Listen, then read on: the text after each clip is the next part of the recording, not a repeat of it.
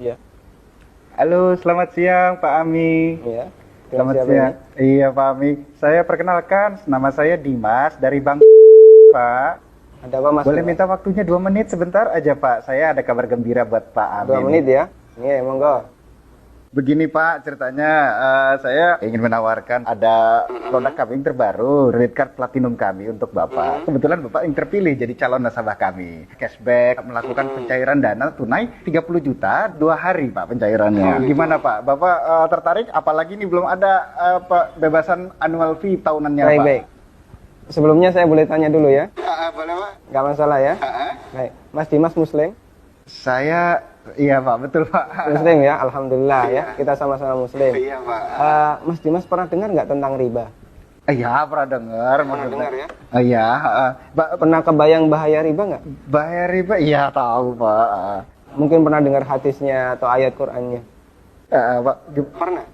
tapi Pak, Abi bagaimana? Masih tertarik Pak dengan kartu kredit platinum kami Pak? Nanti kita lanjutkan. Saya boleh cerita dulu?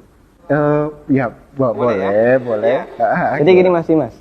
Coba Mas Dimas bayangkan kalau ada orang yang berzina sama ibunya. Kira-kira respon masyarakat gimana?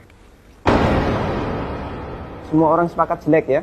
Gimana? Maksudnya gimana Pak? Kalau misalnya ada orang yang berzina sama ibunya, semua orang akan menganggap dia melakukan perbuatan yang maksiat. Ya bejat itu Pak. Oh, bejat sekali ya. Bejat Pak. Baik, kita sama-sama sepakat untuk itu. Iya. Begini, Nabi SAW menyebut bahwasanya riba itu ada 73 pintu. Pintu yang paling ringan, kata Nabi SAW, dosa riba itu seperti berzina sama ibunya Mas. Itu nilai dosa riba yang paling ringan. Coba kalau Anda tadi tawarkan 30 juta, itu berapa nilai ribanya? Ya, tapi kan... Baik, saya lanjutkan boleh? Iya. Ya, kita lanjutkan dulu ya. Iya. Saya sebutkan, ini ada beberapa fase kehidupan manusia. Orang yang makan riba semuanya mendapatkan azab dari Allah.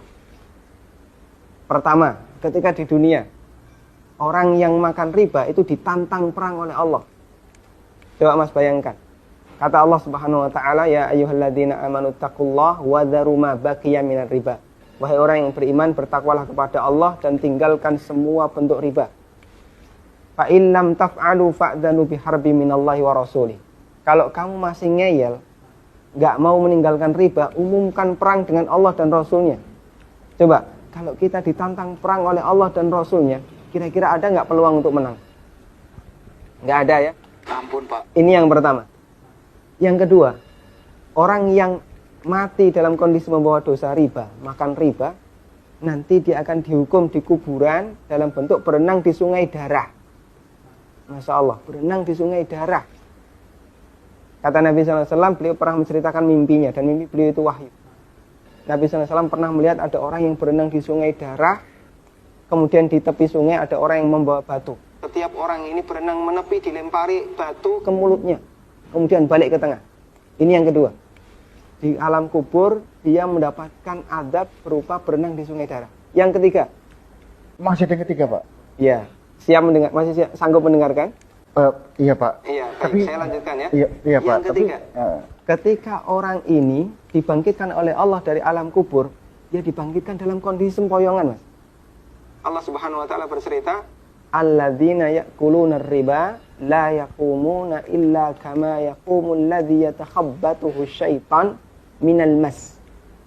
Orang yang makan riba, mereka akan dibangkitkan pada hari kiamat dalam kondisi sempoyongan seperti orang yang kerasukan. Iya Pak. Artinya yang lain berjalan normal, dia sendiri sempoyongan. Menyakitkan. Kemudian yang keempat, tadi sebelum hisab ya, ketika dia dibangkitkan sebelum hisab, dia sudah disiksa. Yang keempat, setelah dihisab, orang yang makan riba itu kan makan harta haram ya. Iya Pak. Makan harta haram, Pak. kita sepakat itu. Kalau kemudian daging kita tumbuh dari sesuatu yang haram, berhak nggak dapat surga? Enggak Pak. Layak nggak dapat surga? Enggak Pak. Sementara tempat di akhirat cuma ada 2 pilihan. Kalau nggak surga, neraka Pak. maka kata Nabi SAW, kullu lahmin nabata bin suhtin, setiap daging yang tumbuh dari sesuatu yang haram, kata beliau, annar aulabi. Iya Pak. Neraka lebih layak baginya. Coba Mas Dimas bisa perhatikan, dalam 4 fase kehidupan orang yang makan riba itu semuanya sengsara. Ketika masih hidup di dunia, dia ditantang perang oleh Allah. Ketika mati, dia berenang di sungai darah. Iya Pak. ketika dibangkitkan dalam kondisi sempoyongan, setelah hisab dia ditempatkan di neraka. Iya, Pak. Masya Allah. Masih ada tawaran yang lain? Ampun, Pak. Masih dilanjutkan? Ampun, Pak. Mas Dimas bisa renungkan Iya, Pak. beberapa poin yang tadi saya sampaikan. Iya, Pak. Nanti kalau misalnya ada sesuatu yang belum jelas, tidak masalah, hubungi saya lagi. Iya, Pak. Kita akan lanjutkan diskusi tentang riba. Iya, Pak. Bisa? Bisa, Pak. Ya, terima kasih ya. Assalamualaikum. Waalaikumsalam.